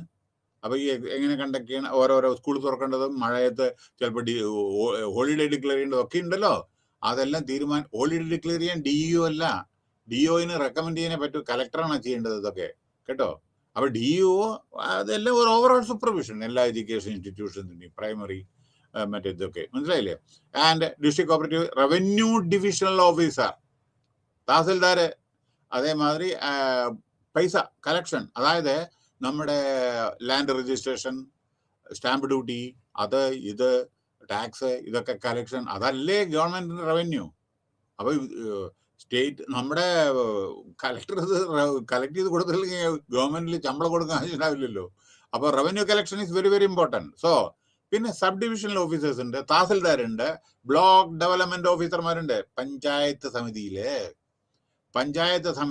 Block development officer appointed by the state government ആണത്. അപ്പോ ഇവരൊക്കെ ഹെൽപ്പ് ചെയ്യുന്ന എന്താണ് BDO, അതായത് പഞ്ചായത്തിലെ ഓരോരോ ഇതിന്റെ പഞ്ചായത്ത് സമിതിയിൽ എന്തെല്ലാം വേണം, ഡെവലപ്മെന്റ് പ്രോഗ്രാം വേണം, വാട്ടർ സപ്ലൈ, അത് ഇത് റോഡ് പൈപ്പ് ഇടണം, അത് അങ്ങനെയൊക്കെ ഇലക്ട്രിഫിക്കേഷൻ ഇതൊക്കെ ഉണ്ടല്ലോ, അവര് റിക്വസ്റ്റ് ചെയ്യും. തഹസിൽദാരുടെ ഡ്യൂട്ടി നിങ്ങൾക്ക് അറിയാലോ. പിന്നെ വില്ലേജ് ഓഫീസർ ഉണ്ട്, വില്ലേജ് അസിസ്റ്റന്റ് ഉണ്ട്, അതൊക്കെ ഉണ്ട് ഇതിന്റെ കീഴില്. പിന്നെ സപ്ലൈ ഓഫീസർ ഉണ്ട്, ഓക്കെ. പബ്ലിക് ഡിസ്ട്രിബ്യൂഷൻ സിസ്റ്റം ഉണ്ട്, ഓക്കെ. നോ, അടുത്ത് കലക്ടേഴ്സ് വർക്ക്. ഇനി പറയാനുള്ളത് കലക്ടറുടെ വർക്കും അദ്ദേഹം ഫേസ് ചെയ്യുന്ന ചില പ്രശ്നങ്ങളും. Increasingly important functionary in district administration, അതായത് ഒരു പടി ജോലി അവർക്ക് വരുന്നു, അവർക്ക് ഒന്നിനും സമയം കിട്ടുന്നില്ല. കാരണം എന്താണെന്ന് വെച്ചാൽ ആ മീറ്റിംഗ്, പിന്നെ ഇതിനൊക്കെ പുറമെ ഏതെങ്കിലും അത് വരുന്നുണ്ട് അതിൽ. അപ്പം ഞാൻ പറയാം, പിന്നെ ഇൻക്രീസിംഗ്ലി ചിലപ്പോൾ ചീഫ് മിനിസ്റ്ററുടെ മീറ്റിംഗ് തന്നെ 1 മണിക്കൂർ, മുക്കാൽ മണിക്കൂർ അത് തന്നെ വരും. അത് കഴിഞ്ഞിട്ട് അങ്ങനെ ഉരുപ്പെട്ടി ഒരു ഡിസ്ട്രിക്ട് പറഞ്ഞാൽ അത്ര വലിയ അതിലെല്ലാം എന്തെല്ലാം പ്രശ്നങ്ങളുണ്ടായിരിക്കും. അപ്പോൾ important function in the district അഡ്മിനിസ്ട്രേഷനിലെ പിന്നെ അപ്പോൾ ഫങ്ഷൻ കൂടി വരികയാണ്, ഫയൽ കൂടി വരികയാണ് അയാളുടെ ടേബിളിന് മുകളിൽ. പ്രോബ്ലംസ് ലൈക്ക് ഫ്രീക്വന്റ് ട്രാൻസ്ഫർ, പിന്നെ ഏറ്റവും പ്രധാനപ്പെട്ടത് പൊളിറ്റിക്കൽ ട്രാൻസ്ഫേഴ്സ്. ഇത് നമ്മളെ നശിപ്പിക്കുന്നു. കാരണം എന്താണെന്നറിയോ, റൂളിംഗ് പാർട്ടിക്ക് ഏത് സ്റ്റേറ്റിലും ഇഷ്ടമില്ലാത്ത ആളുകളെ അവിടെ വെക്കില്ല, ചിലപ്പോൾ അങ്ങനെ മാറ്റിക്കൊണ്ടിരിക്കും. നല്ല എഫിഷ്യൻ്റായ ആളെ വല്ല കാട്ടിലേക്ക് മറ്റേ എന്താ പറയണ്ട ട്രൈബൽ ഏരിയയിലല്ലോ മറ്റേ അതേമാതിരിക്ക് ട്രാൻസ്ഫർ ചെയ്യും. അവരുടെ ഇംഗിതത്തിന് വഴങ്ങുന്ന പറയുകയായിരിക്കും ചില സമയത്ത്. അങ്ങനെയൊക്കെ ഉണ്ട് ചില പൊളിറ്റിക്കൽ ട്രാൻസ്ഫർ. അറിയാലോ, കർണാടകയിലെ പേര് പറയുന്നില്ല, ഒരു IPS ഓഫീസർ, ഒരു സ്ത്രീ, ഐ തിങ്ക് ദീപ, 45 പ്രാവശ്യത്തെ 20 കൊല്ലത്തിനുള്ളിൽ 46ാമത്തെ ട്രാൻസ്ഫറാണ് 20 വർഷത്തിനുള്ളിൽ. ആൻഡ് ഒരു സമയത്ത് അഡീഷണൽ ഹോം സെക്രട്ടറി ആയിരുന്നു കർണാടകയുടെ ഈ 1.5 കൊല്ലം മുമ്പേ. 1.5 കൊല്ലം ഈ കോവിഡ് ടൈമിൽ ഹോം സെക്രട്ടറി, അഡീഷണൽ സെക്രട്ടറി ഒക്കെ ആയിരുന്നു. ഇപ്പോൾ ഏതോ പ്രാധാന്യം ഇല്ലാത്ത വല്ല പ്രിന്റിങ് ചെയ്യാൻ സ്റ്റേഷനറി കൊണ്ടിട്ട് ആ സ്ത്രീയെ, because she was very honest, tolerate ചെയ്യില്ല. കാരണം ഇതിൽ പറയാൻ പറ്റില്ല എന്താണ്, കാരണം വെച്ചാൽ അത് ഒരു പബ്ലിക് ഇതായതുകൊണ്ട്. Even doctor Jayalalitha, late Jayalalitha, when she was arrested by Karnataka government, എന്നുവെച്ചാൽ കോർട്ടിന്റെ പ്രകാരം, കോടതിയുടെ പണ്ട് she wanted a special even Shashikala also, they wanted food or something like that. ശശികലയുടെ പറയാ, ഡോക്ടർ ജയലളിതയുടെ പറയുന്നില്ല, കാരണം മരിച്ചുപോയ ഒരാളുടെ കാര്യമാണ്. അപ്പോൾ ഫോർമർ ചീഫ് മിനിസ്റ്റർ തമിഴ്നാട് എന്തൊക്കെ ഒരു കേസിൽ അറിയാലോ നിങ്ങൾക്ക് എല്ലാം. അപ്പോൾ ശശികലയുടെ കാര്യം പറയട്ടെ. She was jail superintendent of police, ആര്, ഈ ദീപ. അപ്പോൾ one day during inspection she found that ഈ മേഡത്തിന് special treatment given by the police and കിടക്ക, ഫാന്, എന്തോ സംതിങ്, വിസിറ്റിംഗ് റൂം, ബുക്ക്, അത് ഇത്, ഡൈനിങ് ടേബിള്, എന്തൊക്കെയുണ്ട് ഒക്കെ, ഇതൊന്നും ജയിൽ മാനുവലും ഇല്ല. അതെല്ലാം കൊടുത്തിരുന്നു ആർക്ക്, ശശികലയ്ക്ക്. അപ്പോൾ ഞാൻ പേര് പറഞ്ഞാൽ തെറ്റിദ്ധരിക്കരുതേ, ഇത് എല്ലാം പബ്ലിഷ്ഡ് ആണത്, കംപ്ലീറ്റ് പബ്ലിഷ്ഡ് ആയതുകൊണ്ടാണ് പറയുന്നത്, അല്ലെങ്കിൽ ഞാൻ പറയില്ല. അത് പേര് പറഞ്ഞുകൊണ്ട് ആരും തെറ്റിദ്ധരിക്കരുത്. ഞാൻ പറയുന്നത് എന്താണ് സംഭവിക്കുന്നത് എന്ന്. അപ്പോൾ അവസാനത്ത് she found immediately, she transferred, stopped everything and whatever jail manual says അത് മാത്രമേ അറിയിക്കുന്നുള്ളൂ. ഭക്ഷണം അതേമാതിരി ജയിൽ കിട്ടുന്നത്, അല്ലാണ്ട് സ്പെഷ്യൽ ഒന്നും തരില്ല, ഒന്നും പറ്റില്ല. അല്ലെങ്കിൽ ഹെൽത്ത് ഡോക്ടർ സർട്ടിഫൈ ചെയ്യുന്നവർ ചിലപ്പോൾ ചിലർ ഗോതമ്പ് കഴിക്കില്ല, ചിലപ്പോൾ അരി കഴിക്കില്ല, അങ്ങനെ ചിലരുണ്ടല്ലോ. അപ്പോൾ അതനുസരിച്ച് ഗോതമ്പിൻ്റെ കൊടുക്കും, ആ ഗോതമ്പ് വേണ്ട അരിയുടെ കൊടുക്കും. ഇപ്പോൾ മനസ്സിലായില്ലേ? ഗോതമ്പ് വേണ്ട. ഇപ്പോൾ കണ്ടു ഞാൻ റീസെൻ്റ് ആയിട്ട് നമ്മുടെ നവജോത് സിംഗ് സിദ്ധു, അദ്ദേഹത്തിന് ഗോതമ്പ് കഴിക്കാൻ അലർജിയാണ്. അയാൾ പഞ്ചാബിലത്തെയാണ്, പക്ഷെ ഗോതമ്പ് അദ്ദേഹത്തിന് എന്തോ അറിയില്ല, എന്തായാലും എന്തോ അസുഖം എന്തോ ഉണ്ട്. ഡോക്ടർ എന്നിട്ട് വേറെ സർട്ടിഫൈ ചെയ്ത് കൊടുക്കുന്നു, വേറെ വിധത്തിൽ സലാഡും മറ്റേ വെജിറ്റബിളും കൊടുക്കാനും ഫ്രൂട്ട് എന്തോ കൊടുക്കാൻ വേണ്ടിയിട്ട് സ്പെഷ്യൽ ഇറക്കും. കാരണം അദ്ദേഹത്തിന്റെ എന്തോ അസുഖം അദ്ദേഹത്തിനുണ്ട്, എന്തോ ഉണ്ടെന്ന് തോന്നുന്നുണ്ട്, എനിക്കറിയില്ല. അപ്പൊ അതുകൊണ്ട് അപ്പൊ അതേ പ്രകാരം അപ്പൊ ജനറൽ മാനുവൽ എന്ത് പറഞ്ഞു അതേ കൊടുക്കാൻ പറ്റൂ. അമേരിക്ക വലിയ കിടക്ക നല്ല തലേണിയും ഇതൊന്നും അവിടെ എന്താ ഉള്ളത് അത് മറ്റുള്ള ഒരു കാരണം ഒരേ റൂമിൽ അനവധി ആളുകളുണ്ടല്ലോ. ഇപ്പൊ ഈ നമ്മുടെ നവജോത് സിംഗ് സിദ്ധു കിടക്കുന്ന റൂമിൽ 4 വേറെ ആളുണ്ട്, അവരൊക്കെ ഈ പല മർഡർ കേസിലൊക്കെ പെട്ടവരാണ് അതേ റൂമില്. അപ്പൊ അവർക്ക് ആ ട്രീറ്റ്മെന്റ് കൊടുത്തില്ലെങ്കിൽ ഇയാൾക്ക് ട്രീറ്റ്മെന്റ് കൊടുത്താൽ പറ്റും, അങ്ങനെയൊക്കെ സംഭവിക്കും. അപ്പൊ ഈ സ്ത്രീയെ ഉടനടി മാറ്റി ഇതൊക്കെ. അപ്പൊ എന്തുണ്ട്, അത് മറ്റുള്ളവർക്ക് രാഷ്ട്രീയ പ്രവർത്തകർക്ക് ഇഷ്ടപ്പെട്ടില്ല. അങ്ങനെ പലതും കൂടുതലൊന്നും ഞാൻ പറയുന്നില്ല, പലതും അങ്ങനെ ഈ she was frequently got transfer, but she was very strict where she went. എവിടെ പോയാലും ശരി. അങ്ങനെ 46 അതുകൊണ്ടിപ്പോ 20 കൊല്ലത്തിന്റെ സർവീസിലായി കഴിഞ്ഞു. അപ്പൊ ഇതെന്ന് എന്താ മനസ്സിലായത്, ബാക്കി പറയണ്ടല്ലോ. ഓക്കെ, ചിലപ്പോ സത്യസന്ധരായ ആളുകളെ അവിടെ ഇപ്പൊ രാഷ്ട്രീയത്തിന്റെ ഇംഗിതത്തിന് അവര് ചില സമയത്ത് ഇരുത്തില്ല. അതാണ് വേറൊരു ബുദ്ധിമുട്ട് ഇവർക്ക് വരുന്നത്. അപ്പൊ അവർക്ക് പിന്നെ അതല്ല ഫ്രീക്വന്റ് ആയിട്ട് ഇങ്ങനെ ട്രാൻസ്ഫർ ചെയ്യാന്ന് വിചാരിക്കുക. അവർ എന്താണ് അവിടെ ഇംപ്ലിമെന്റ് ചെയ്യുക, ഡിസ്ട്രിക്റ്റിലെ എന്ത് ഡെവലപ്മെന്റ് ഇതാണ് ചെയ്യാൻ പറ്റില്ലല്ലോ. കാരണം ഡ്യൂറേഷൻ അവർക്ക് തന്നെ അറിയില്ല. അറ്റ്ലീസ്റ്റ് നിയമം എന്താ പറയുക, ഒരു 3 കൊല്ലെങ്കിലും ഒരു കലക്ടർ ഒരു ഡിസ്ട്രിക്റ്റിൽ വേണമെന്നാണ് പറയുന്നത്. എന്നല്ലേ അയാൾക്ക് എന്തെങ്കിലും ചെയ്യാൻ പറ്റൂ. നിങ്ങൾ 3 മാസം അല്ലെങ്കിൽ 4 മാസം കഴിഞ്ഞാൽ അയാൾ എന്താ ചെയ്യുക? പിന്നെ ദ വിസിറ്റിംഗ് ഡിഗ്നിറ്ററി ലൈഫ്. പിന്നെ ഏറ്റവും പ്രശ്നം വരുന്നത് മന്ത്രിമാരുടെ ഇടപെടല്. എന്താ കാരണം അറിയോ, ഏത് മന്ത്രി ഡിസ്ട്രിക്റ്റിൽ വന്നാലും ഈ ചങ്ങാതിയാണ് പ്രോട്ടോകോൾ. നമ്മുടെ district കലക്ടറെ frequently interrupt collectors work. കാരണം അയാളെ റിസീവ് ചെയ്യണം. പ്രോട്ടോകോൾ പ്രകാരം ഏത് മന്ത്രി വന്നു അദ്ദേഹത്തിനെ റിസീവ് ചെയ്യണം, അല്ലെങ്കിൽ അയാളെ എന്താ പറയണ്ടേ, അയാളെ ചിലപ്പോൾ മീറ്റിംഗ് എല്ലാം കണ്ടക്ട് ചെയ്യും. നോക്കൂ, ഒരു ദിവസം ഇറിഗേഷൻ മിനിസ്റ്റർ വരും, അത് അറ്റൻഡ് ചെയ്യണം. ഒരു ദിവസം ട്രാൻസ്പോർട്ട് മിനിസ്റ്റർ വരും, അവിടുത്തെ ട്രാൻസ്പോർട്ട് എന്തൊക്കെയാണ് ഡിസ്ട്രിക്റ്റിന്റെ, അപ്പൊ അത് അറ്റൻഡ് ചെയ്യണം. ഓക്കെ, പിന്നെ അത് കഴിഞ്ഞ് വേറൊരു മന്ത്രി വരും, ലോ ആൻഡ് ഓർഡറോ ഹോമോ എന്തെങ്കിലും, അപ്പൊ അത് അറ്റൻഡ് ചെയ്യണം. പാവം കടന്നിട്ട് ഓരോരോ ദിവസം ഓരോരോ മന്ത്രി വന്നിട്ട് വിസിറ്റ് ചെയ്യും, മനസ്സിലായില്ലേ? അപ്പോൾ അയാൾ കടന്ന് ചക്രശ്വാസം മുട്ടും, അങ്ങനെയാണ് ഇത്. പിന്നെ protocol the collector must receive. ഈ ഏത് രാഷ്ട്രീയ പ്രവർത്തകരെ അവര് കലക്ടർ റിസീവ് ചെയ്യുമാണ്, ഇല്ലെങ്കിൽ എന്തിന്റെ കണ്ടിട്ടുണ്ട്. ഞാൻ ഉദാഹരണം പറയാം. ഇപ്പൊ റീസെന്റ് ഒരു മന്ത്രി ഒരു മീറ്റിംഗ് കൺവീൻ ചെയ്ത സമയത്ത് കലക്ടർക്ക് എത്താൻ പറ്റിയില്ല. കലക്ടർ വേറെ ഏതോ ഉണ്ടായത്, call that collector here, I want him here. പാവം എവിടെ കിടന്ന് അയാള് അധ്വാനിക്കുകയാണ്, എന്തോ അർജന്റായിട്ട് അയാള് നമ്മുടെ ഒഫീഷ്യൽ. ആ സമയത്ത് മന്ത്രി ഞാൻ ഇവിടെ വരുമ്പോൾ അയാൾ വേണം, അയാളെ കോളയും എന്നൊക്കെ പറഞ്ഞിട്ട് അങ്ങനെയൊക്കെ ഇതൊക്കെ ഉണ്ട്. ഇതൊക്കെ ഫേസ് ചെയ്യുന്ന കലക്ടർക്ക് ചില സമയത്ത്. പിന്നെ ദ പ്രോട്ടോകോൾ ഡ്യൂട്ടി ആണ്.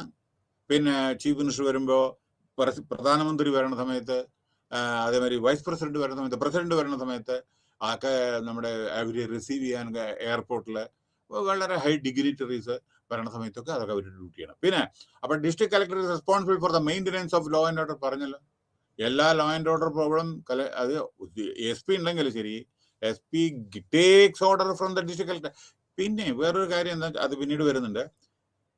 Crisis administration is another important necessary function of the collector. ചിലപ്പോ എപ്പിഡമിക്, ചിലപ്പോ എർത്തുകേക്ക്, ഒരു ഡിസ്ട്രിക്ട് ചില സമയത്ത് ഫ്ലഡ്, അങ്ങനെയുള്ള ഓരോരോ ലാൻഡ് സ്ലൈഡ്, അങ്ങനെ അപ്രതീക്ഷിതമായ പല സംഭവങ്ങളും വരും. അപ്പൊ അഡ്മിനിസ്ട്രേഷൻ വളരെ ബുദ്ധിമുട്ടുള്ള എന്താ പറയേണ്ടത് സമയമായിരിക്കും. അറിയില്ലേ, നമുക്ക് ഏതാനും 2-3 വർഷം മുമ്പൊക്കെ ഇവിടെ ഇൻ കേരള ഈ റോഡിൽ കൂടെ വാഹനം ഓടുന്നതിന് വേറെ റോഡിൽ കൂടെ ബോട്ടിലാണ് ആളുകളെ സഞ്ചരിച്ചു ചേർന്നത്.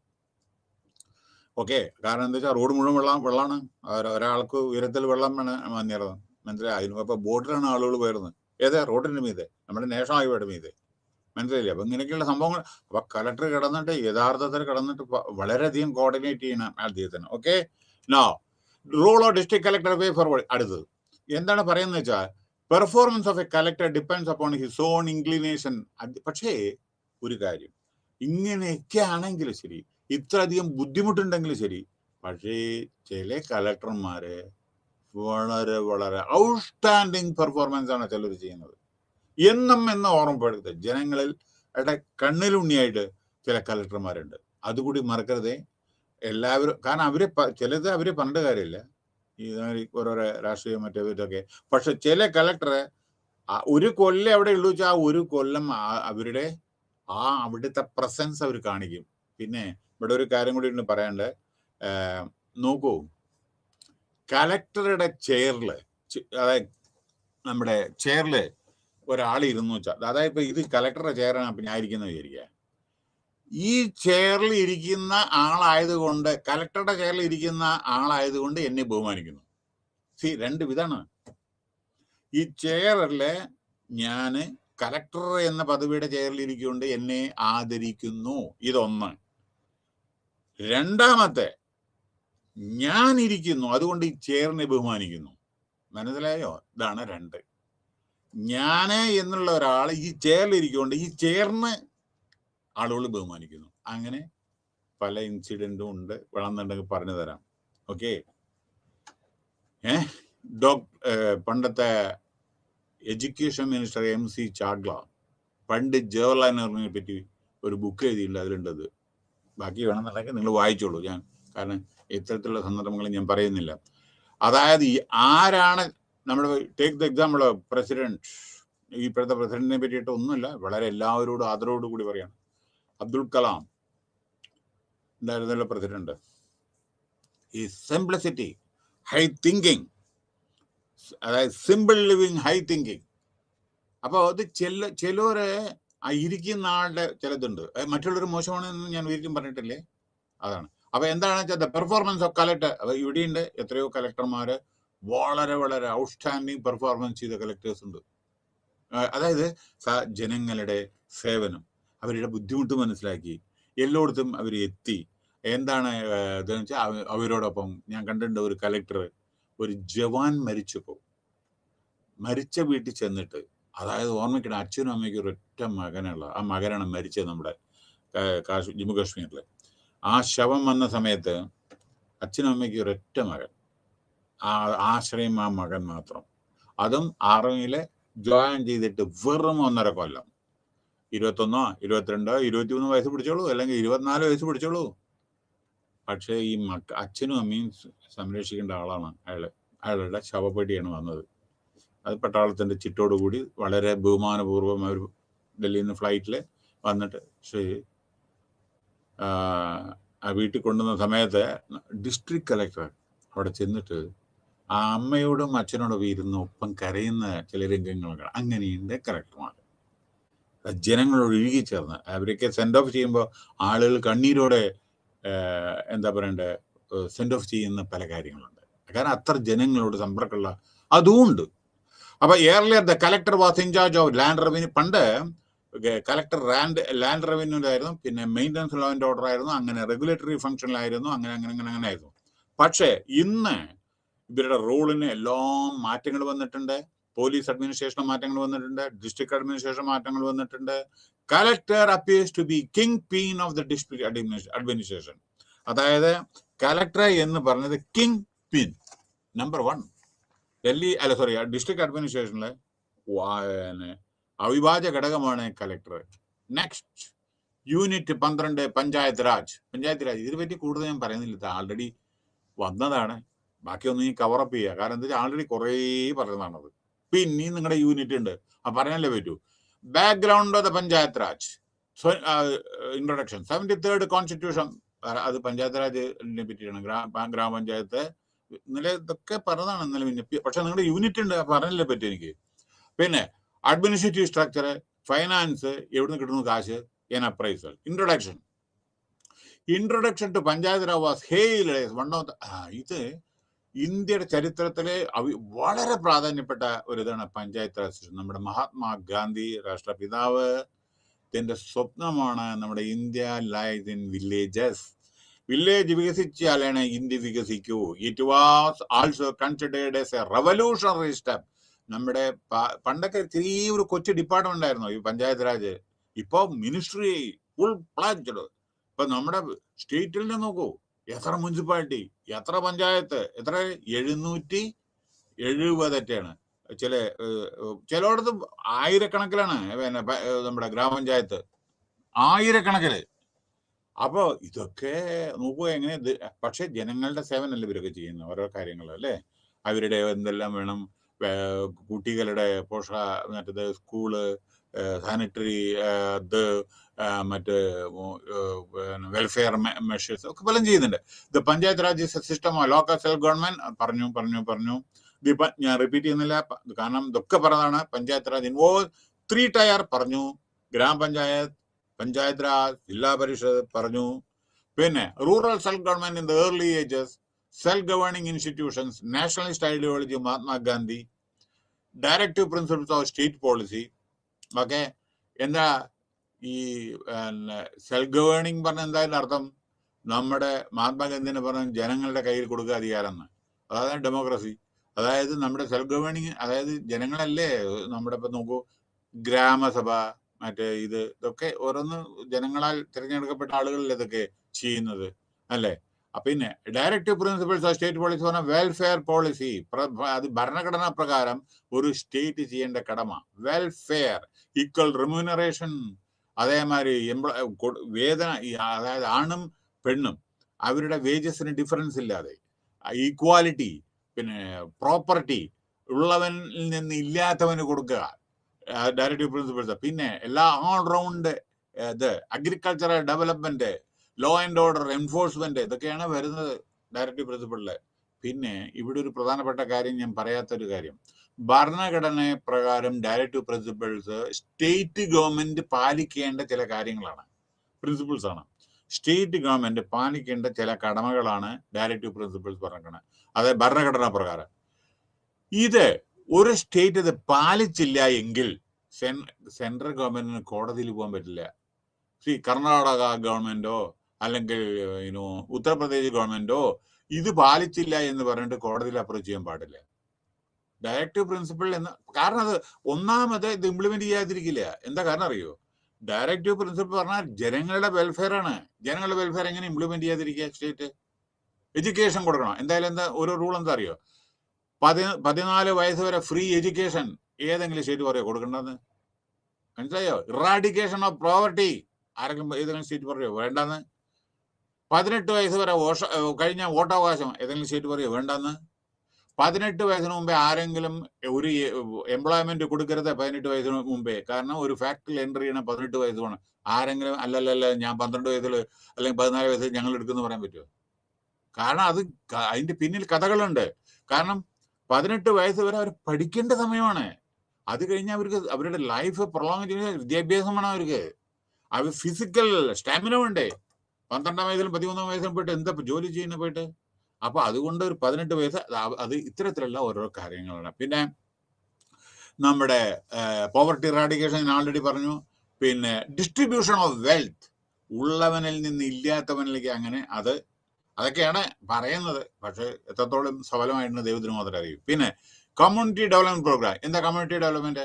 അതായത് പല കാര്യങ്ങളുണ്ടല്ലോ, ഈ ഫുഡ്, നമ്മുടെ ration distribution, kit free ration. ഇപ്പൊ പ്രൈം മിനിസ്റ്ററിനെ പല സപ്ലൈ ചെയ്യുന്നുണ്ട്. ഇത് ചിലപ്പോ ഗ്യാസ്, അതേമാതിരി പല പല കമ്മ്യൂണിറ്റിയുടെ ഇതിനു വേണ്ടിയിട്ട് വെൽഫെയർ ഓറിയന്റഡ് പ്രോഗ്രാംസ് ഉണ്ട്. സ്റ്റേറ്റ് ഗവൺമെന്റിന്റെ, സെൻട്രൽ ഗവൺമെന്റിന്റെ, കമ്മ്യൂണിറ്റിയുടെ ഡെവലപ്മെന്റിന് വേണ്ടി. പിന്നെ കമ്മ്യൂണിറ്റിയിൽ കമ്മ്യൂണിറ്റി പലതും പെടും കേട്ടോ.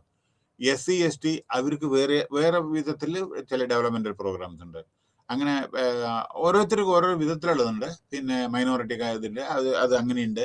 പിന്നെ ജനറലി നമ്മളെ ചെയ്യേണ്ട ചില കാര്യങ്ങളുണ്ട്, ഡെവലപ്മെന്റ് പ്രോഗ്രാംസ് ഉണ്ട്, അതുണ്ട്. പിന്നെ ബ്ലോക്ക് ഡെവലപ്മെന്റ് ഓഫീസർ ഞാൻ ആൾറെഡി പറഞ്ഞു. അതായത് അവര് അദ്ദേഹത്തിന്റെ ചുമതല ഇത് വരുന്നുണ്ട്. പിന്നീട് അഡ്വൈസറി കമ്മിറ്റീസ്, പഞ്ചായത്ത് രാജ് അതായത് നമ്മുടെ പഞ്ചായത്ത് രാജ് ഗ്രാമപഞ്ചായത്താണ്, ബ്ലോക്ക് പഞ്ചായത്ത്, ഓക്കെ, പഞ്ചായത്ത് സമിതി ആണ് പല അഡ്വൈസും മറ്റോ ഡിസ്ട്രിക്ട് ഇതിന് കൊടുക്കുന്നത്, ഡിസ്ട്രിക്ട് പഞ്ചായത്തിന്. ഓക്കെ, ബൽവന്ത് കമ്മിറ്റി, അശോക് മേത്ത, അങ്ങനെ ഓരോ കമ്മിറ്റി ഈ പഞ്ചായത്ത് രാജ് സിസ്റ്റം എങ്ങനെ ഇംപ്ലിമെന്റ് ചെയ്യണം പറഞ്ഞിട്ട് ഓരോ committee government of India setup ചെയ്തിട്ടുണ്ട് 1978 പല. പിന്നെ ഡയറക്റ്റ് പാർട്ടിസിപ്പേഷൻ ഓർക്കണം, നമ്മുടെ പഞ്ചായത്തിൽ ആരാ പാർട്ടിസിപ്പേറ്റ് ചെയ്യണത്? ഏത് പാർട്ടിക്ക് വേണമെങ്കിലും പാർട്ടിസിപ്പേറ്റ് ചെയ്യാം. അതായത് രജിസ്റ്റേർഡ് പൊളിറ്റിക്കൽ പാർട്ടീസ് ആർക്ക് വേണമെങ്കിലും ചെയ്യാം. അപ്പോ എല്ലാവരുടെ ഡയറക്റ്റ് ഇൻവോൾവ്മെന്റ് ഉണ്ടല്ലോ. 73ാമത്തെ constitutional amendment The constitutional status of self-government has been accorded to the panchayats under the constitution. Okay? Panchayat ഭരണഘടന പ്രകാരം സെൽഫ് ഗവൺമെന്റ് പഞ്ചായത്താണ് ചെയ്യേണ്ടത്. പിന്നെ constitution of India provide for uniform system of 3 tier. പറഞ്ഞില്ലേ ഇത്? 3 ടയർ വില്ലേജ് പഞ്ചായത്ത്, പഞ്ചായത്ത് സമിതി, അതായത് ഗ്രാമപഞ്ചായത്ത്, പഞ്ചായത്ത് സമിതി, അതെ, പിന്നെ ഡിസ്ട്രിക്ട് പഞ്ചായത്ത്. പിന്നെ but the panchayats at the intermediate level may not be constituted in a state having a population. പിന്നെ 20 ലക്ഷം, അതായത് ഒരു ഇതിനൊക്കെ ഇത് പറഞ്ഞിട്ടുണ്ട് ഇത്ര പോപ്പുലേഷൻ. അതായത് നമ്മൾ നോക്കൂ, ലോകസഭ, അതേമാതിരി അസംബ്ലി, കോൺസ്റ്റിറ്റ്യൂഷൻ, ഇതിനൊക്കെ ഇത്ര മിനിമം ജനങ്ങൾ വേണമെന്നുണ്ട്. പാർലമെന്ററി കോൺസ്റ്റിറ്റ്യൂൻസിൽ ഇത്ര വേണമെന്നുണ്ട്, ഇത്ര ലക്ഷം, എന്നാലാണ് പാർലമെന്റ്. കാരണം എക്സ്പെൻഡിച്ചറില്ലേ കണ്ടമാനം ഇത് ഇവരുടെ ഇലക്ഷനൊക്കെ, മനസ്സിലായില്ലേ? പിന്നെ all the seats in panchayat are filled by person chosen by ഇലക്ഷനോട് കൂടിയാണല്ലോ. എല്ലാ പഞ്ചായത്ത് ഇലക്ഷനോട് കൂടിയിട്ടല്ലേ. Territorial constituency in the panchayat area, ഓരോ ഏരിയയിലും. പിന്നെ woman constitute half our population. നമ്മുടെ ഇന്ത്യയിലെ ജനസംഖ്യ ഏകദേശം 138 കോടി എത്തി തോന്നുന്നുണ്ട്. അതിൽ ഹാഫ് നമ്മുടെ ലേഡീസ് ആണ്. അപ്പോ അവർക്ക് റെപ്രസെന്റേഷൻ വേണം. പല സ്റ്റേറ്റും 50% പഞ്ചായത്ത് രാജ് ഇലക്ഷനിൽ reserved for women, in addition to reservation for SC, ST, OBC. അപ്പൊ അതിന് പുറമെ 50% ലേഡീസിന് വേണ്ടിയിട്ട്. അപ്പൊ അതുകൊണ്ട് ലേഡീസ് ഇതിൽ പഞ്ചായത്ത് സമിതിയിലും പഞ്ചായത്ത് പ്രസിഡന്റും ഡിസ്ട്രിക്ട് പഞ്ചായത്തിലും വന്ന് അവരും അത് നല്ല ഭരണം കാഴ്ചവെക്കുന്നു. They are empowered administratively, they are becoming more efficient and afterwards they can climb the ladder. അങ്ങനെ അവര് അതിൽ പയറ്റി തെളിഞ്ഞ് പിന്നെ MLA ആവണം, അങ്ങനെ പോകണം, MP വരും. അങ്ങനെ qualified and experienced politicians are required for flourishing the democracy in India. അങ്ങനെ എക്സ്പീരിയൻസ് മേക്ക് മാൻ പെർഫെക്റ്റ്. പെട്ടെന്ന് നമ്മളൊരു MLA MP ആയാൽ നമുക്കൊന്നും അറിയില്ല അവിടെ പോയിട്ട് എന്താ പ്രസന്റ് ചെയ്യണമെന്ന്. നമ്മുടെ പാർലമെന്റിൽ പോയിട്ട് ചോദ്യം ചോദിക്കാൻ അറിയില്ലെങ്കിലോ, അസംബ്ലി പോയി എന്താ ചോദ്യം ചോദിക്കണം, അവിടെ പോയി നമ്മള് എന്താ പറയണ്ടേ, ഞാൻ ആളെ പറയുന്നില്ല, അബദ്ധത്തില് നമ്മുടെ പാർലമെന്റിൽ ഒരു MP പോയിട്ട് അബദ്ധത്തിൽ അയാളെ ഇങ്ങനെ ഇരിക്കുന്ന സമയത്ത് അയാൾക്ക് ഭാഷ എന്തോ അറിയില്ല, ഇംഗ്ലീഷൊന്നും അറിയില്ല തോന്നുന്നുണ്ട്. അവിടെ പോയി ഹിന്ദി ഇംഗ്ലീഷും ആണല്ലോ നമ്മുടെ പാർലമെന്റിൽ അവതരിപ്പിക്കുന്നത്. പക്ഷെ അയാൾക്ക് അറിയില്ല. പോട്ടെ, അതിൽ തെറ്റില്ല, ഏത് ഭാഷ ആയിക്കോട്ടെ, എല്ലാ ഭാഷയും നമ്മൾ ഈക്വലായിട്ട് നമ്മളെ. പക്ഷെ അയാൾ അറിയാതെ ഇങ്ങനെ ഇരിക്കേണ്ടായിരുന്നു. അപ്പൊ ഇയാളുടെ കൈയിട് പൊക്കിയപ്പോ ഗവർണർ സ്പീക്കർ വിചാരിച്ചു ഇയാൾ എന്തോ പറയാൻ പോകുന്നുണ്ട്. അപ്പൊ അവസാനം ഇയാളോട് പറഞ്ഞു, you what ever question you want you can rice. അവിടെ ഇയാൾ അങ്ങനെ വിയർത്തു, കാരണം സംസാരിക്കാൻ വയ്യ അയാൾക്ക്. അപ്പൊ അതിനാണ് പറയുന്നത് ട്രെയിൻഡ് പേഴ്സൺ ആയിരിക്കണം, എക്സ്പീരിയൻസ് പേഴ്സൺ ആയിരിക്കും. എന്ത് ചോദ്യം, എങ്ങനെ ചോദിക്കണം, എപ്പോൾ ചോദിക്കണം, അതേമാതിരി ആ പാർലമെന്ററി മെത്തേഡ്സ്, അസംബ്ലി പ്രൊസീജിയർ, ഇതൊക്കെ അറിഞ്ഞിരിക്കണം. അപ്പൊ ഈ നമ്മുടെ ഗ്രൗണ്ട് ലെവലിലുള്ള ഇതാണ് ഏറ്റവും കൂടുതൽ. ഇതിങ്ങനെ മെല്ലെ മെല്ലെ മെല്ലെ വരുമ്പോഴേക്കും അവർ മിടുക്കന്മാരായിട്ട് അല്ലെങ്കിൽ മിടുക്കികളായിട്ട് നമ്മുടെ ശോഭിക്കാൻ സാധിക്കും. എങ്ങനെ effective role that play for developing the democracy either in the state or in the country. അങ്ങനെ എക്സ്പീരിയൻസ്ഡ് ആയിട്ടുള്ള ആളുകളാണ് വേണ്ടത് എല്ലായിടത്തും. സ്ത്രീകളുടെ പ്രാതിനിധ്യം അതേമാതിരി 33% വേണം എന്നൊക്കെ പറഞ്ഞിട്ട് ഉണ്ട്. പക്ഷെ lot of people are coming. നമ്മുടെ ഇവൻ പണ്ട് നമ്മുടെ സുപ്രീം കോടതിയിൽ ഒരു ലേഡി പോലും ഉണ്ടായിരുന്നില്ല, ജഡ്ജ്. ഇപ്പൊ ഉണ്ട്. Shortly we are lucky to say, happy to say that കുറച്ച് മാസങ്ങൾക്ക് ശേഷം India will have the first chief justice, woman chief justice for a short period. കാരണം അപ്പോഴേക്ക് റിട്ടയർമെന്റ് ആവാം ആ മേഡത്തിന്. അപ്പോൾ shortly within few months and first time in the country. അപ്പോൾ വുമണ് നമ്മൾ എത്രത്തോളം പ്രാധാന്യം കൊടുക്കേണ്ടത്. ഇപ്പോൾ പല സ്റ്റേറ്റിലും നമ്മുടെ സുപ്രീം കോടതിയിലൊക്കെ എല്ലാവർക്കും lot of priority given to the woman. കാരണം ദേ ആർ ഈക്വലി നമ്മുടെ എന്താ പറയണ്ട ഇമ്പോർട്ടൻറ്റ്. കാരണം അവരുടെ റോളും ഒന്നും അസാധ്യമായിട്ടുള്ള കാര്യമല്ലോ. They can do anything what man is doing. They are മറക്കരുത്, കാനഡയിൽ നിന്ന് നമ്മുടെ 14 മണിക്കൂർ 17 മണിക്കൂർ എന്താ നോൺ സ്റ്റോപ്പ് പ്ലെയിൻ എവിടുന്ന് അറിയില്ല, കാനഡയിൽ നിന്ന് എവിടുന്ന് അറിയില്ല, ബാംഗ്ലൂർക്ക് നമ്മുടെ എല്ലാ വുമൺ പൈലറ്റ് ഉണ്ടായിരുന്നു കംപ്ലീറ്റ്. കോക്പിറ്റിൽ കംപ്ലീറ്റ്. അതായത് നോൺ സ്റ്റോപ്പ് ആണ്. ഓർക്കണം, 17 മണിക്കൂറോ സംതിങ് എന്താണ് ടോട്ടൽ എടുത്തത്. ആ 17 മണിക്കൂർ നോൺ സ്റ്റോപ്പാണ്. അത് ഇവരാണ് ഓടിച്ചത്. അതും കൂടി അപ്പൊ അതേമാതിരി ഏതിലായിക്കോട്ടെ, ആർമിയിലായിക്കോട്ടെ, പിന്നെ ഏതിലായിക്കോട്ടെ, woman empowerment nowadays they are so they have trained. നമ്മുടെ ഇപ്പൊ എല്ലാ കാര്യത്തിലും അതെ, അവർ വളരെ എല്ലാ ഏരിയയിലും അവർ വളരെ നന്നായിട്ട് വരുന്നുണ്ട്. അതാണ് ഓൺലി ഒരു ചെറിയൊരു സെറ്റ് ബാക്ക് എവിടെയാണ് എന്ന് വെച്ചാൽ, നമ്മുടെ ഇൻഡസ്ട്രീസിലോ അല്ലെങ്കിൽ ബാങ്കിങ് സെക്ടറിൽ ടു ഇൻഡസ്ട്രീസിൽ, അതേമാതിരി ചീഫ് എക്സിക്യൂട്ടീവ്, അതായത് ബോർഡ് ലെവൽ വലിയ വലിയ കമ്പനികളിലെ വുമൺ റെപ്രസെന്റേഷൻ വിചാരിച്ചത്രയില്ല. സിഇഒ ഒരു കമ്പനിയുടെ ഇല്ല എന്നല്ല പറയുന്നത്. പുരുഷന്മാരെ ഹാൻഡിൽ ചെയ്യുന്ന അത്ര ചില സമയത്ത് ചില കാര്യങ്ങൾ എന്താ അറിയില്ല, ചിലപ്പോൾ എത്തുന്നില്ല. അത് വരണം. നമ്മുടെ എത്രയോ ആളുകളുണ്ട് ഇപ്പൊ നമ്മുടെ ഇന്ത്യയിൽ. അതേമാതിരി നമ്മുടെ ഇതിൽ ഇൻഡസ്ട്രി സെക്ടറിൽ ഓൾസോ അതേമാതിരി സിഇഒ, അതേമാതിരി വലിയ വലിയ പദവിയിൽ പക്ഷെ ഉണ്ട്, ഇല്ല എന്നല്ല ഞാൻ പറയുന്നത്. പക്ഷെ കുറച്ചും കൂടി വന്നാൽ they can show in corporate sector also wonderful thing they can do. മറക്കരുത്, കൊക്കോകോള ഇതിലൊക്കെ നമ്മുടെ ഇന്ത്യക്കാരിയായ പിന്നെ മറ്റേ അറിയാലോ, മറ്റേ അതിലെ സിഇഒ ആയതും നമ്മുടെ IMFന്റെ ഗീതാ ഗോപിനാഥ്, അതേമാതിരി എത്രയോ ഉണ്ട് ആളുകൾ വളരെ വളരെ വളരെ പ്രാധാന്യം അറിയിക്കുന്ന വേൾഡ് ബോഡീസിലൊക്കെ ഉണ്ട്. ഇല്ല എന്നല്ല പറയുന്നത്. Okay, know the public panchayat Raj system can grow and develop if they are provided with a strong finance. പിന്നെ പഞ്ചായത്ത് രാജാംഗം ഉണ്ടായാൽ പോരാ, അതിന് കാശ് കൊടുക്കണോ സ്റ്റേറ്റ് ഗവൺമെന്റ് ഗ്രാൻഡോ എന്താണെന്ന് വെച്ചാൽ. Another important provision of the അമെൻമെന്റ് act is the constitution of the. പിന്നെ ഡിസ്ട്രിക്റ്റിൽ ഒരു പ്ലാനിങ് കമ്മിറ്റി ഉണ്ട്, അത് കലക്ടറാണ് അതിന്റെ ചെയർമാൻ. അതായത് നോക്കൂ, നമ്മുടെ ഡിസ്ട്രിക്റ്റിൽ എങ്ങനെയൊക്കെ ഓൾറൗണ്ട്, ഇത് പഞ്ചായത്ത് ഒരു ടെറിട്ടറി, ഡിസ്ട്രിക്റ്റിലെ ഒരു പ്ലാനിങ് കമ്മിറ്റി ഉണ്ട്, ഡിസ്ട്രിക്ട് പ്ലാനിങ് കമ്മിറ്റി. കാരണം പല ഡിസ്ട്രിക്ട് ലെവലിലും പലതും ഇംപ്ലിമെന്റ് ചെയ്യണമല്ലോ. അപ്പൊ അത് DPC, അതിന് കളക്ടറാണ്. To consolidate the plan prepared by the panchayat municipality എന്ത് പ്ലാനാണോ ഇത് ഉണ്ടാക്കിയത്. ഒരു ഡിസ്ട്രിക്റ്റിൽ തന്നെ അനവധി പഞ്ചായത്ത് ഉണ്ടാവല്ലോ, അനവധി ഇതുണ്ടാവല്ലോ, പഞ്ചായത്ത് സമിതി ഒക്കെ ഉണ്ടാവല്ലോ. അപ്പൊ അവരുടെ പ്ലാനൊക്കെ ഡിസ്കസ് ചെയ്തിട്ട്, കാരണം ഫൈനാൻഷ്യൽ ഇംപ്ലിക്കേഷൻ അല്ലേ, ഇത് ഗവൺമെന്റ് സപ്ലൈ ചെയ്യണ്ടേ, ഫോർവേഡ് ചെയ്യണ്ടേ.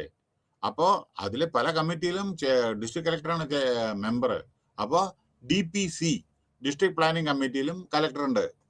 To consolidate the total requirement of the panchayat raj, ഓരോരുത്തരുടെ പഞ്ചായത്തിലും മുനിസിപ്പാലിറ്റിയും മുനിസിപ്പൽ കോർപ്പറേഷനും എല്ലാ കാശും എത്ര വേണം അതൊക്കെ കോർഡിനേറ്റ് ചെയ്യേണ്ട ചുമതല. അടുത്ത് പഞ്ചായത്ത് എക്സ്റ്റൻഷൻ. പിന്നെ വേറൊരു കാര്യം എന്താ, ചില ഏരിയയിലെ പഞ്ചായത്തിന്റെ എക്സ്റ്റൻഷൻ ഇതുണ്ട്. പിന്നെ ഇത് ഈ ഒരു ഇതിനെ കൈകാര്യം ചെയ്യാൻ വേണ്ടിയിട്ട് ചില ഇതൊക്കെ ഉണ്ട്, പഞ്ചായത്ത് എക്സ്റ്റൻഷൻ ഓഫീസേഴ്സും മറ്റേതൊക്കെ ഉണ്ട്. ഷെഡ്യൂൾഡ് ഏരിയാസ് ചില ഏരിയയിൽ. പഞ്ചായത്ത് രാജ് ഇൻസ്റ്റിറ്റ്യൂഷൻ എന്തൊക്കെയാണെന്ന് വെച്ചാൽ ഗ്രാമസഭ. എന്താ ഗ്രാമസഭ? ചെറിയ കുറച്ച് കൊച്ചു ഗ്രാമങ്ങൾ അല്ലേ. ആ ഗ്രാമസഭ 3, 4, 5 ഗ്രാമസഭ കൂടിയതാണ് ഗ്രാമപഞ്ചായത്ത്. അതായത് 4, 5, 6, 8 കൊച്ചു ഗ്രാമത്തിലെ ഒരു സഭ. ആ 5, 6 എന്താണെന്ന് വെച്ചാൽ 10 എന്താണെന്ന് വെച്ചാൽ അത് കൂടിയതാണ് ഒരു ഗ്രാമ പഞ്ചായത്ത്. ഞാൻ കൂടുതൽ വിവരിക്കുന്നില്ല. ഈ 4, 5 പഞ്ചായത്ത് കൂടിയതാണ് ഒരു ബ്ലോക്ക് പഞ്ചായത്ത്, പഞ്ചായത്ത് സമിതി പറഞ്ഞാൽ ബ്ലോക്ക് പഞ്ചായത്ത്. 4, 5 ഉള്ളതാണ് ഒരു ബ്ലോക്ക് പഞ്ചായത്ത്. അതേ പ്രകാരം 3, 4 ബ്ലോക്ക് പഞ്ചായത്ത് കൂടിയതുള്ളതാണ് ഒരു ഡിസ്ട്രിക്ട് പഞ്ചായത്ത്. ജില്ലാ പരിഷത്ത് എന്ന് പറഞ്ഞ ഡിസ്ട്രിക്ട് പഞ്ചായത്ത്. മനസ്സിലായോ? ഇനി പവർ ആൻഡ് ഫങ്ഷൻ. ഗ്രാമപഞ്ചായത്തിന്റെ പവർ, പഞ്ചായത്തി സമിതിയുടെ പവർ, ജില്ലാ പരിഷത്ത്. ഗ്രാമപഞ്ചായത്തിൽ നിങ്ങൾക്ക് അറിയാവുന്നതാണല്ലോ, ഓരോരോ പെർമിഷൻ കൊടുക്കലും മറ്റേ ഇതിൻ്റെയും വീട്ടിൽ നികുതികളും മറ്റേ ഇതൊക്കെ അടയ്ക്കാത്തവർക്ക് നോട്ടീസ് കൊടുക്കലും മറ്റേ അങ്ങനെ ഓരോരുത്തർക്കും ഓരോ ഇതുണ്ട്. ചില കൊച്ചു പനിഷ്മെന്റ് കൊടുക്കുക. അതേമാതിരി ക്രിമിനേഷൻ ഗ്രൗണ്ട്, ഇലക്ട്രിഫിക്കേഷൻ, അതേമാതിരിയൊക്കെ പഞ്ചായത്തിന്റെ ഡ്യൂട്ടിയാണ്. പഞ്ചായത്ത് സമിതി പറഞ്ഞാൽ അതിൽ മീതെ ചില പ്ലാനിങ് ഉണ്ടെങ്കിൽ ജില്ലാ പരിഷത്ത് പറഞ്ഞാൽ പഞ്ചായത്ത് സമിതിയുടെ ഓരോ പ്രോഗ്രാമിൽ. കാരണം കുറച്ചും കൂടി ഫൈനാൻഷ്യൽ പവർ ഇതുള്ളത് പഞ്ചായത്ത് സമിതിക്കാണ് അധികാരമുള്ളത്. പിന്നെ ജില്ലാ പരിഷത്ത് ആൾറെഡി ഞാൻ പറഞ്ഞ ഡിസ്ട്രിക്ട് പഞ്ചായത്ത് പറഞ്ഞ അതില് ഓർക്കണം, ഈ ഈ പഞ്ചായത്ത് സമിതിയിലെ ഗ്രാമപഞ്ചായത്തിലെ പ്രസിഡന്റ് ഓരോരുത്തരും ഈ പഞ്ചായത്ത് സമിതിയിലുണ്ടാവും, മെമ്പറായിരിക്കും. മാത്രമല്ല MLA MP-മാരും അതിലെ മെമ്പറായിരിക്കും പഞ്ചായത്ത് സമിതിയിൽ. കാരണം 3, 4, 5 പഞ്ചായത്ത് കൂടിയതാണ്. അപ്പൊ അതില് 2, 3 ചിലപ്പോ MLA ഉണ്ടാവും, 1, 2 MLA ഉണ്ടാവും. അപ്പൊ അവരിതില് മെമ്പറാണ്. ചിലപ്പോ ഒരു MP ഉണ്ടായിരിക്കും. കാരണം നോക്കൂ, 3, 4, 5 പഞ്ചായത്ത് ഉണ്ടാവും വിചാരിക്കുക. അപ്പൊ അതിലൊരു MP ഉണ്ടാവില്ലേ? അപ്പൊ അയാളുടെയും അഭിപ്രായം അറിയണല്ലോ. കാരണം അയാളും ടേക്കപ്പ് ചെയ്യണമല്ലോ. പൊളിറ്റിക്കലി ഇലക്റ്റഡ് മെമ്പർ അല്ലേ അയാള്. പിന്നെ ജില്ലാ പരിഷത്ത് അതേമാതിരി പഞ്ചായത്ത് സമിതിയുടെ ആരാണ് ചെയർപേഴ്സൺ അല്ലെങ്കിൽ പ്രസിഡന്റ്, അവര് ജില്ലാ പരിഷത്തിലെ മെമ്പറായിരിക്കും. മനസ്സിലായോ? അടുത്ത അഡ്മിനിസ്ട്രേറ്റീവ് സ്ട്രക്ചർ. പിന്നെ chief executive officer, BDO block development officer, village level worker ഉണ്ട് അല്ലേ, VLW. വില്ലേജ് ലെവലില് നമ്മുടെ ഓരോ പ്രോഗ്രാം ഇംപ്ലിമെന്റ് ചെയ്യണ്ടേ? അത് കാരണം ഗ്രാമസേവകന്മാര്, ബ്ലോക്ക് ഡെവലപ്മെന്റ് ഓഫീസറെ സ്റ്റേറ്റ് ഗവൺമെന്റ് അപ്പോയിന്റ് ചെയ്യുന്നതാണ് BDO. പിന്നെ ചീഫ്, ഇത് ചിലയിടത്തേ ഉള്ളൂ ചീഫ് എക്സിക്യൂട്ടീവ് ഓഫീസർ കേട്ടോ. BDO ഉണ്ട്, അത് സ്റ്റേറ്റ് ഗവൺമെന്റിന്റെ എംപ്ലോയി ആണ്. പിന്നെ വില്ലേജ് ലെവൽ വർക്കേഴ്സ് ഉണ്ട് പറഞ്ഞു. സ്റ്റേറ്റ് കേഡറാണ് BDO. അതേ പ്രകാരം മറ്റുള്ള ടെക്നിക്കൽ കേട്ടോ. ഓരോ സ്റ്റേറ്റ് നമ്മുടെ പഞ്ചായത്തിൽ ടെക്നിക്കൽ ആളുകളുണ്ട്. അത് നമ്മുടെ പഞ്ചായത്തിന് കാരണം അവര് ശമ്പളം കൊടുക്കണ്ടേ. ടെക്നിക്കൽ ഇറിഗേഷൻ, റൂറൽ ഇലക്ട്രിഫിക്കേഷൻ, അതൊക്കെ ടെക്നിക്കൽ എഞ്ചിനീയേഴ്സ്. അത് എന്തിനൊക്കെ ശമ്പളം കൊടുക്കുന്ന ഇവിടെ പഞ്ചായത്തിൽ പൈസ അത് സ്റ്റേറ്റ് ഗവൺമെന്റ് ഡിപ്യൂട്ട് ചെയ്യും. മനസ്സിലായില്ലേ? കാരണം ഇലക്ട്രിസിറ്റിയിൽ കളിക്കാൻ പറ്റുമോ? ഹൈലി കോമ്പറ്റന്റ് പേഴ്സൺ വേണ്ടേ, സ്കിൽഡ് വേണ്ടേ? Okay, no panchayat extension officer. പിന്നെ ക്ലർക്ക് ഉണ്ടാവില്ലേ, ഓരോന്ന് റിസീറ്റ്മെന്റ് കട്ട് ചെയ്യാനൊക്കെ, റിസീവ് ചെയ്യാൻ. പിന്നെ ഡിസ്ട്രിക്ട് ഡെവലപ്മെന്റ് ഓഫീസേഴ്സ് ഉണ്ട്, ഡിസ്ട്രിക്ട് ടെക്നിക്കൽ ഓഫീസർ ഉണ്ട്. പറയണ്ടല്ലോ, ഇതൊക്കെ നിങ്ങൾക്ക് അറിയാവുന്ന കാര്യങ്ങളാണ്. ഓക്കെ, പിന്നെ ഇതിന്റെ പൈസ എവിടെ നിന്നൊക്കെ ഇവർക്ക് പഞ്ചായത്തിന് നികുതി, നമ്മുടെ പ്രൊഡക്റ്റീവ് എന്റർപ്രൈസിൽ നിന്ന് നമ്മുടെ എന്തെങ്കിലും പ്രൊഡക്ഷൻ ഉണ്ടെങ്കിൽ അതിന്റെ നികുതി. പിന്നെ കടങ്ങൾ എടുക്കുന്നു, ലോണ്. പക്ഷെ ഗവൺമെന്റ് അപ്രൂവൽ ആണത്. ഇതിനൊക്കെ അപ്രൂവൽ വേണം കേട്ടോ. ലോൺ എടുക്കണച്ചാൽ പഞ്ചായത്തിന് ലോൺ എടുക്കണച്ചാൽ അപ്രൂവൽ ആണ്. പിന്നെ മോട്ടോർ വാഹന നികുതി, പ്രൊഫഷണൽ ടാക്സ്, ജോലി ഉണ്ടെങ്കിൽ അതിന് 20 രൂപ 40 രൂപ അങ്ങനെയൊക്കെ ഇതുണ്ട്, നികുതി ഉണ്ട്, പ്രൊഫഷണൽ ടാക്സ്. അത് അവിടേക്കാണ് പോകുന്നത്. എവിടേക്ക്? പഞ്ചായത്തിലേക്ക്. സിനിമ, തിയേറ്ററിന്റെ entertainment tax, floor mills, state grants, state government ഓരോ ഗ്രാൻഡ് കൊടുക്കും, അതും അവിടേക്കാണ് പോകുന്നത്. അപ്പോ ബില്ലിന്റെ പൈസയാണെന്ന് പറയുന്നത്. അടുത്ത് appraisal, sufficient transfer of power to the local bodies. അപ്പൊ വേണ്ടത് പവർ ഡെലിഗേറ്റ് ചെയ്യുന്ന ലോക്കൽ ബോഡീസിന്. 2, പൈസ ഉണ്ടാക്കാനുള്ള ഇത് കൊടുക്കണം. എവിടുന്നല്ല, നേരോ സോഷ്യൽ ബേസ്, റെഡ് ടേപ്പ്, അതായത് ബ്യൂറോക്രാറ്റിക് അപ്രോച്ച് പാടില്ല. പിന്നെ വീക്കർ സെക്ഷന് ബെനിഫിറ്റ് പോരാ. അടുത്തത് they were expected to formulate plans based on local. ജനങ്ങളുടെ ആവശ്യത്തിനനുസരിച്ച് പ്ലാന് ഇംപ്ലിമെന്റ് ചെയ്യണം. ജനങ്ങളുടെ ആവശ്യത്തിന് പ്രകാരം പ്ലാന്. പിന്നെ to ensure efficient and effective delivery, accessibility, ജനങ്ങളോടുള്ള അക്സസിബിലിറ്റി വേണം. അവരെ പ്രോംപ്റ്റ് റെസ്പോൺസ് കൊടുക്കണം. പിന്നെ ഓരോരോ പവർ ഡെലിഗേറ്റ് ചെയ്യണം. ഇൻഹൗസ് മെക്കാനിസം വേണം, ട്രാൻസ്പെറൻസി വേണം, സത്യസന്ധത വേണം, നല്ല അഡ്മിനിസ്ട്രേഷൻ വേണം, എൻ എഫക്റ്റീവ് സിസ്റ്റം. അതേമാതിരി നിങ്ങൾ എന്താ ചെയ്യണം, എത്ര പൈസ ചെലവഴിക്കാൻ, സോഷ്യൽ ഓഡിറ്റ് വേണം. അതായത് അനാവശ്യമായിട്ട് പൈസ ചെലവഴിക്കേണ്ട ഇതൊക്കെ നമ്മൾ ചെലവഴിക്കണം. പിന്നെ എൻഷുർ അക്കൗണ്ടബിലിറ്റി, നിങ്ങൾ ഒരു പൈസ ചെലവഴിച്ചാലും അക്കൗണ്ടബിലിറ്റി വേണം. അടുത്ത conclusion, panchayat raj has been rolled as a social revolution in the country. പറയേണ്ട ആവശ്യമില്ലല്ലോ, റവല്യൂഷനാണ് ഇന്ത്യയിലെ വികസനം. ബൽവന്ത് റായ് അദ്ദേഹമാണ് ആദ്യം ഇൻട്രൊഡ്യൂസ് ചെയ്തത്.